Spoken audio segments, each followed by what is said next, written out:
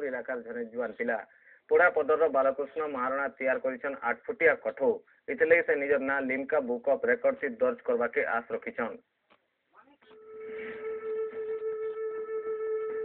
ये हेले बालकृष्ण महारणा ओरफ बापी सब बेले किसी नुआ करवा के मस्कुल बापी इनिसा ताहाको गुटे विराट कठो तैयार करवा के सफल करछे।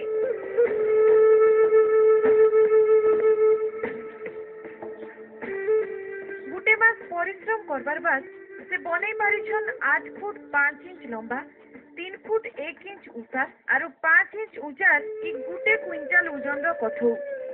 परिवार रो आर्थिक हालत खराब थाइकरी भी इथिरे से खर्चा करिछन लगभग 15,000 टका।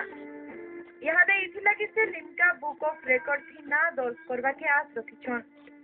मु एटा करिछि मो गाँ रो ना रखिया पई और एथिरे मोर ग्रामवासी मते बहुत सहायता करिसंती और एहा को नै कि मो चाहूछि गोटे लिम्का बुक ऑफ रिकॉर्ड करि परिबि बोली।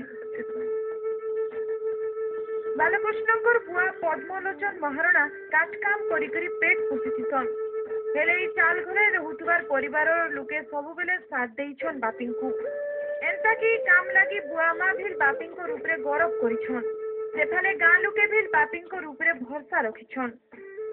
शनिवार दिन ई कठो बना काम सरीथिबार बेले इठाने देखना हारिंकर जोर भीड़ देखबा के मिलुछे।